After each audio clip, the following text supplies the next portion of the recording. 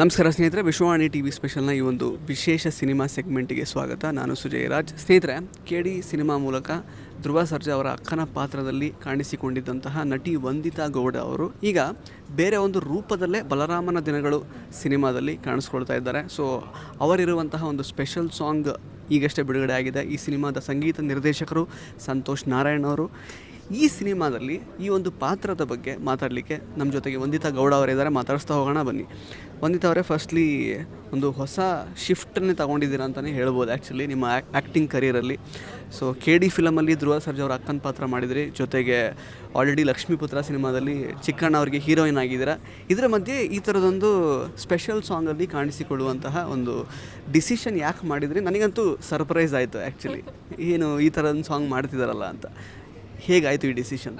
ಇದು ಆ್ಯಕ್ಚುಲಿ ಲಕ್ಷ್ಮೀಪುತ್ರ ಮಾಡೋದಕ್ಕೆ ಮುಂಚೆನೇ ಇದು ಒಪ್ಕೊಂಡಿದ್ದು. ಲೇಖಾ ಅವರು ನನ್ನ ತುಂಬ ಆಪ್ತರು, ಸೊ ಇಂಡಸ್ಟ್ರಿಯಲ್ಲಿ.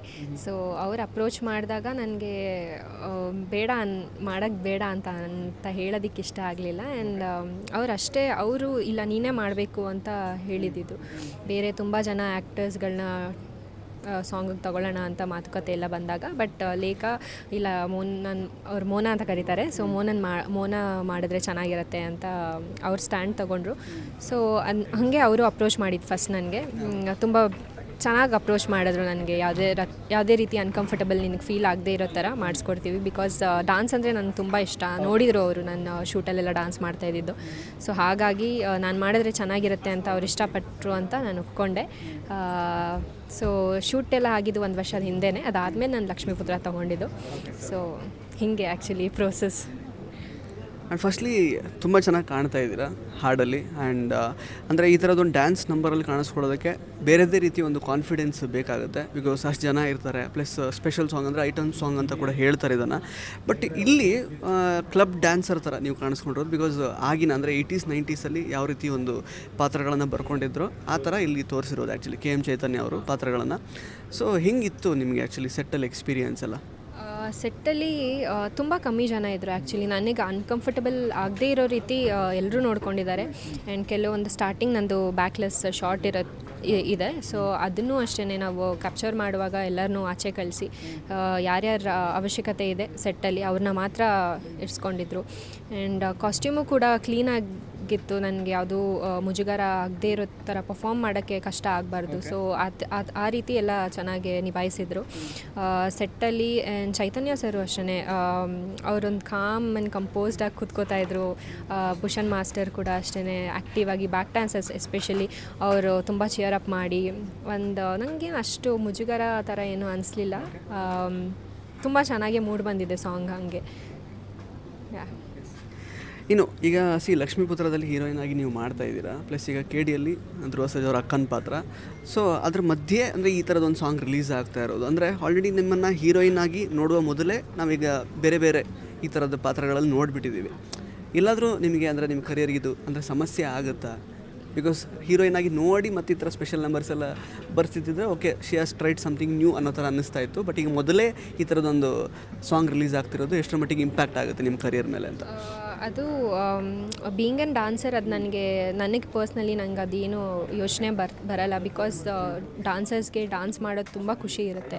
ಸೊ ನಾವು ಇದನ್ನು ಹೇಗೆ ಪಾಸಿಟಿವ್ ಆಗಿ ತೊಗೋತೀವಿ ಅದು ಮುಖ್ಯ ಆಗುತ್ತೆ. ಜನಗಳು ಅಷ್ಟೇ.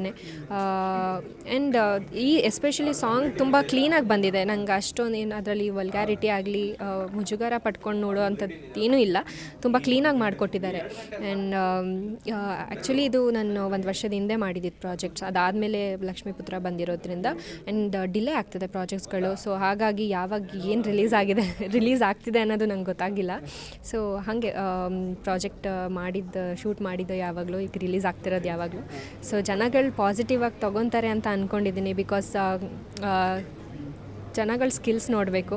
ಸೊ ಈ ಥರ ಇದು ಮಾಡಿದ್ದಾರೆ ಅಂತ ನೋಡೋದಕ್ಕಿಂತ ಹೆಚ್ಚಾಗಿ ಅವ್ರ ಟ್ಯಾಲೆಂಟ್ ಏನಿದೆ ಸೊ ಅದನ್ನು ಪಾಸಿಟಿವ್ ಆಗಿ ತೊಗೊಂಡು ಬ್ಲೆಸ್ ಮಾಡಬೇಕು, ಸಪೋರ್ಟ್ ಮಾಡಬೇಕು ಅಂತ ಕೇಳ್ಕೊತೀನಿ. ಸೊ ಅವಾಗ ನಮಗಿನ್ನೂ ಖುಷಿ ಆಗುತ್ತೆ. ಓಕೆ, ಜನಗಳು ಇಷ್ಟೊಂದು ಪ್ರೀತಿ ಕೊಡ್ತಿದ್ದಾರೆ, ನಾವು ಈ ಥರ ಒಳ್ಳೊಳ್ಳೆ ಸಿನಿಮಾಗಳು, ಒಳ್ಳೊಳ್ಳೆ ಸಾಂಗ್ಸ್ ಅಥವಾ ಪ್ರಾಜೆಕ್ಟ್ ಮಾಡೋದಕ್ಕೆ ಇಷ್ಟಪಡ್ತೀವಿ. ಅಫ್ಕೋರ್ಸ್ ಇದೊಂದು ಕಲೆ ಥರನೇ ಜನ ನೋಡಬೇಕಾಗುತ್ತೆ ಆ್ಯಂಡ್ ಆ ಟೈಮಲ್ಲಿ ಸೊ ಆ ಸಾಂಗ್ ಯಾಕೆ ಬರುತ್ತೆ ಅದ್ರ ಬಗ್ಗೆ ಎಲ್ಲ ರಿಲೆವೆನ್ಸ್ನ ಬಹುಶಃ ನಿರ್ದೇಶಕರು ಮಾತಾಡ್ತಾರೆ. ಬಟ್ ಈಗ ರೀಸೆಂಟ್ ಟೈಮ್ಸಲ್ಲಿ ನೀವು ನೋಡಿರ್ಬೋದು, ಎಸ್ಪೆಷಲಿ ಪೆದ್ದಿ ಸಿನಿಮಾ ರಿಲೀಸ್ ಆದಮೇಲಂತೂ ತುಂಬ ವಿಮೆನ್ ಆಬ್ಜೆಕ್ಟಿಫಿಕೇಷನ್ ಜಾಸ್ತಿ ಆಗೋಗಿದೆ. ಜಾನ್ವಿ ಕಪೂರ್ ಅವ್ರನ್ನ ತುಂಬ ಒಂಥರ ಆ ಥರನೇ ಆಬ್ಜೆಕ್ಟಿಫೈ ಥರನೇ ಮಾಡಿ ಅವ್ರನ್ನ ಒಂಥರ ಆಬ್ಜೆಕ್ಟ್ ಥರ ತೋರಿಸಿದ್ದಾರೆ. ಚಿತ್ರಕಥೆಗಾಗಲಿ ಅಥವಾ ಏನು ಯಾವುದಕ್ಕೂ ಸಂಬಂಧನೇ ಇಲ್ಲ ಅವ್ರ ಪಾತ್ರ, ಅವ್ರು ಇಲ್ಲದೇ ಇದ್ರೂ ನಡೀತಿತ್ತು ಅನ್ನೋ ಥರ ಇತ್ತು. ಅದಾದಮೇಲೆ ತುಂಬ ನೆಗೆಟಿವಿಟಿ ಬಂದಾಗ ಅವ್ರ ಪಾತ್ರನ ಕೂಡ ತೆಗೆದ್ರು. ಆ್ಯಕ್ಚುಲಿ ಅಷ್ಟರ ಮಟ್ಟಿಗೆ ಅವರನ್ನು ಆಬ್ಜೆಕ್ಟಿಫಿಕೇಷನ್ ಮಾಡಲಾಗಿತ್ತು. ಸೊ ಏನು ಹೇಳ್ತೀರಾ ಅದ್ರ ಬಗ್ಗೆ ಅಂತ? ಅದ್ರ ಬಗ್ಗೆ ಹೇಳಬೇಕಂತ ಅಂದರೆ ಈಗ ನಾವು ಆರ್ಟಿಸ್ಟ್ ಆಗಿ ನಮಗೆ ಕತೆ ಹೆಂಗಿರುತ್ತೆ ಆ್ಯಂಡ್ ಡೈರೆಕ್ಷನ್ ಹೆಂಗೆ ಮಾಡ್ತಾರೆ ಅನ್ನೋದು ನಾವು ಅದ್ರ ಬಗ್ಗೆ ಕಾನ್ಸಂಟ್ರೇಟ್ ಮಾಡಬೇಕಾಗತ್ತೆ. ಪರ್ಸ್ನಲಿ ನಮ್ಮದೇನು ಫಾಲ್ಟ್ಸ್ ಇರಲ್ಲ ಅಲ್ಲಿ. ಕತೆ ಕೇಳಿರ್ತೀವಿ, ಕತೆ ಇಷ್ಟ ಆಗಿರುತ್ತೆ ಆ್ಯಂಡ್ ಸಿನಿಮಾಟೋಗ್ರಫಿ ಹೆಂಗೆ ಬಂದಿರುತ್ತೆ ಅದ್ರ ಮೇಲೆ ಹೋಗುತ್ತೆ. ಬಟ್ ಜನಗಳು ಹೇಗೆ ಮಾಡ್ತಿದ್ದಾರೆ ಅಂದರೆ ಪರ್ಸ್ನಲ್ ಟಾರ್ಗೆಟ್ ಮಾಡ್ತಿದ್ದಾರೆ, ಅವರ ಪಾಶ್ಚರ್ಗಾಗಲಿ ಸೊ ಅವ್ರ ಆ್ಯಕ್ಟಿಂಗಿಗಾಗಲಿ. ಸೊ ನಾವು ಡೈರೆಕ್ಟರ್ ಏನು ಹೇಳ್ತೀವಿ ಅದನ್ನು ಮಾಡ್ತೀವಿ ಹೊರತು ಬಟ್ ನಮ್ಮದು ಅದರಲ್ಲಿ ಏನೂ ಇನ್ವಾಲ್ವ್ಮೆಂಟ್ ಇರಲ್ಲ. ಅದನ್ನು ಜನಗಳು ಅರ್ಥ ಮಾಡಿಕೊಂಡ್ರೆ ಒಳ್ಳೆಯದು ಅಂತ ಅನಿಸುತ್ತೆ. ಆವಾಗ ಪರ್ಸ್ನಲಿ ಯಾರು ಟ್ರೋಲ್ ಮಾಡಲ್ಲ ಅಥವಾ ಏನು ಜಡ್ಜ್ ಮಾಡೋಕ್ಕೆ ಹೋಗಲ್ಲ ಅಂತ ಅಂದ್ಕೊತೀನಿ. ಸೊ ಜನಗಳು ಯಾವುದೇ ಇದ್ರೂ ಎಲ್ಲ ಎಂಟರ್ಟೈನ್ಮೆಂಟ್ ಪರ್ಪಸಿಗೆ ಮಾಡ್ತೀವಿ. ಸೊ ಅದನ್ನು ಪಾಸಿಟಿವ್ ಆಗಿ ತಗೋಬೇಕು ಅಂತ ನಾನು ಕೇಳ್ಕೊತೀನಿ. ಅಂದರೆ ಈಗ ಈ ಸಿನಿಮಾದಲ್ಲೂ ಕೂಡ ಈ ಸಾಂಗ್ ಏನಿದೆ ಅಂದರೆ ಈಗ ಫಾರ್ ಎಕ್ಸಾಂಪಲ್ ನಾವು ಗಡಂಗ ರಕ್ಕಮ್ಮ ಅಂತ ಒಂದು ಸಾಂಗ್ ಅಂದರೆ ಒಂದು ಟೈಟಲ್ ಕೊಟ್ಟಿರ್ತಾರೆ ಆ ಡ್ಯಾನ್ಸರ್ಗೆ, ಅಥವಾ ಇನ್ನೊಂದು ಬೇರೆ ಬೇರೆ ಸಿನಿಮಾಗಳಲ್ಲಿ ಬೇರೆ ಬೇರೆ ಇರುತ್ತೆ. ಇದರಲ್ಲಿ ಆ ಥರದ್ದು ಏನೂ ಇಲ್ಲ ಆ್ಯಕ್ಚುಲಿ. ಅಂದರೆ ರೌಡಿಗಳು ಯಾವುದೋ ಒಂದು ಹೋಟೆಲಿಗೆ ಬಂದಾಗ ಬರುವಂಥ ಒಂದು ಹಾಡು ಅಷ್ಟೇ. ಸೊ ಈ ಥರದೊಂದು ಸಾಂಗಲ್ಲಿ ಕಾಣಿಸ್ಕೊಳ್ಳೋದಕ್ಕೆ ನಿಮ್ಗೇನಂದರೆ ಏನೂ ಅಂದರೆ ಬೇಕಾ ಬೇಡವಾ ಅಂತ ಅನುಮಾನ ಆಯ್ತಾ ಅಥವಾ ಹೇಗೆ ಅಂತ? ಅಂದರೆ ಬ್ಯಾಕ್ಲೆಸ್ ಶಾರ್ಟ್ಸ್ ಎಲ್ಲ ಇದೆ. ಸೊ ಮಾಡುವಾಗ ಏನಾದರೂ ನಿಮಗೆ ರಿಸ್ಟ್ರಿಕ್ಷನ್ಸ್ ಅಂತ ಅನ್ನಿಸ್ತಾ ಹೇಗೆ? ರೆಸ್ಟ್ರಿಕ್ಷನ್ಸ್ ಅಂದರೆ ಅದು ಆ್ಯಕ್ಚುಲಿ ಸಡನ್ ಪ್ಲ್ಯಾನ್ ಮಾಡಿದ್ದು starting short. Bhushan master first ನನಗೆ ಪರ್ಸ್ನಲಿ ಕ್ಯಾರವನ್ನಿಗೆ ಬಂದು ಮಾತಾಡಿದ್ರು, ಈ ಥರ ಶಾರ್ಟ್ ಇದೆ ಆ್ಯಂಡ್ ರೆಫರೆನ್ಸ್ ತೋರಿಸಿದ್ರು, ಈ ಥರ ಬರುತ್ತೆ. ಸೊ ನಿನ್ನ ಬ್ಯಾಕ್ ಎಲ್ಲ ಜುವೆಲ್ಸಲ್ಲಿ ನಾವು ಕವರ್ ಮಾಡ್ತೀವಿ ಆ್ಯಂಡ್ ಅದು ಬ್ಯಾಕ್ ಆ ಲೈಟಿಂಗ್ ಅಲ್ಲಿ ಅರ್ಧ ಕವರ್ ಆಗುತ್ತೆ. ಸೊ ಅಷ್ಟು ಹೈಲೈಟ್ ಆಗೋಲ್ಲ. ಸೊ ನೀಟಾಗಿ ಎಕ್ಸ್ಪ್ಲೇನ್ ಮಾಡಿದ್ರು. ಸೊ ಅದರಿಂದ ನನಗೇನು ಅನ್ಕಂಫರ್ಟಬಲ್ ಫೀಲ್ ಆಗಲಿಲ್ಲ. ಡಿಫ್ರೆಂಟ್ ಆಗಿದೆಯಲ್ಲ, ಟ್ರೈ ಮಾಡೋಣ ಅಂತ ಅನ್ನಿಸ್ತು. ಸೊ ಅದರಿಂದ ಮಾಡಿದೆ ಆ ಶಾರ್ಟ್ ಎಲ್ಲ. ಆ್ಯಂಡ್ ಬೇರೆ ಸ್ಟೆಪ್ಸು ಅಷ್ಟೇ ಕ್ಲೀನಾಗಿದೆ ಆ್ಯಂಡ್ ಕಾಸ್ಟ್ಯೂಮು ಕ್ಲೀನಾಗಿದೆ. ಸೊ ಅದರಿಂದ ನನಗೇನು ಅಷ್ಟೊಂದು ಮುಜುಗರ ಅಂತ ಅನಿಸ್ಲಿಲ್ಲ. ಆ್ಯಂಡ್ ಟೀಮಲ್ಲಿ ಎಲ್ಲರೂ ನನಗೆ ಪರಿಚಯ ಇದ್ರಿಂದ ಒಂದು ಫ್ಯಾಮಿಲಿ ಥರ ಟ್ರೀಟ್ ಮಾಡಿದ್ರು. ಆ್ಯಂಡ್ ಪದ್ದು ಅಮ್ಮ ಜೊತೆಗೆ ಇರ್ತಾಯಿದ್ರು ಆ್ಯಂಡ್ ಲೇಖಾ ಕೂಡ ಸೆಟ್ಟಿಗೆ ಬಂದಿದ್ದರು. ಸೊ ಅವರೆಲ್ಲ ಇರ್ತಿದ್ರಲ್ಲ. ಭೂಷಣ್ ಮಾಸ್ಟರ್ ನಂಗೆ ಮುಂಚೆಯಿಂದನೂ ಪರಿಚಯ. ಸೊ ಅದರಿಂದ ನನಗೇನು ಅಷ್ಟು ಅನ್ಕಂಫರ್ಟಬಲ್ ಫೀಲ್ ಆಗಲಿಲ್ಲ, ಚೆನ್ನಾಗೇ ಮೂಡ್ ಬಂತು. ಸೊ ಕೊನೆಯದಾಗಿ ಆ್ಯಕ್ಚುಲಿ ಹೀರೋಯಿನ್ ಆಗಿ ಬರಬೇಕಾಗಿರುವಂತಹ ಸಿನಿಮಾ ಇನ್ನೂ ಬರಲಿಕ್ಕಿದೆ. ಬಟ್ ಅದ್ರ ಮಧ್ಯೆ ಈ ಥರದೊಂದು ಹಾಡು ಬಂದಿದೆ. ಈಗ ನಮ್ಮದ್ರ ಇಂಡಸ್ಟ್ರಿಲಿ ಒಂಥರ ಅದೊಂದು ಫಾರ್ಮುಲಾ ಇದೆ, ಅಂದರೆ ಒಂದು ಸಲ ಈ ಥರ ಕಾಣಿಸ್ಕೊಂಡ್ಮೇಲೆ ಮತ್ತೆ ಅದೇ ಪಾತ್ರ ಕರೆಯೋದು ಆ ಥರದ್ದೆಲ್ಲ ಅಂತ. ಮತ್ತೆ ಇದೇ ರೀತಿ ಒಂದು ಸ್ಪೆಷಲ್ ಸಾಂಗಿಗೆ ಅಥವಾ ಐಟಮ್ ನಂಬರ್ಗೆ ಕರೀತಾರೆ ಅಂತಂದರೆ ಒಂದಿದ್ದವ್ರು ಮಾಡ್ತಾರಾ ಹೇಗೆ?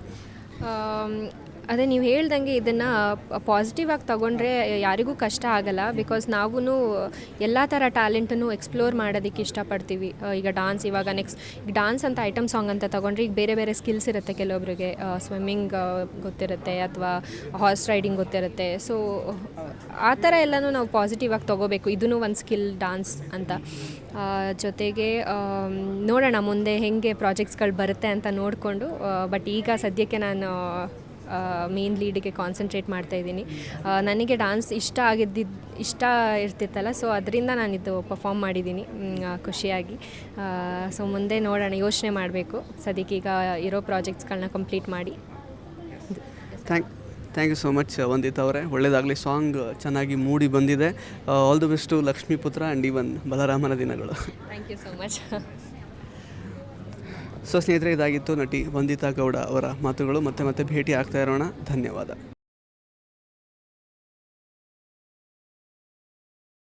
ಇಂಟ್ರೆಸ್ಟಿಂಗ್ ಮತ್ತು ಇನ್ಫಾರ್ಮೇಟಿವ್ ವಿಡಿಯೋಗಳನ್ನು ಮಿಸ್ ಮಾಡ್ಕೋಬೇಡಿ. ಈಗಲೇ ಸಬ್ಸ್ಕ್ರೈಬ್ ಮಾಡಿ.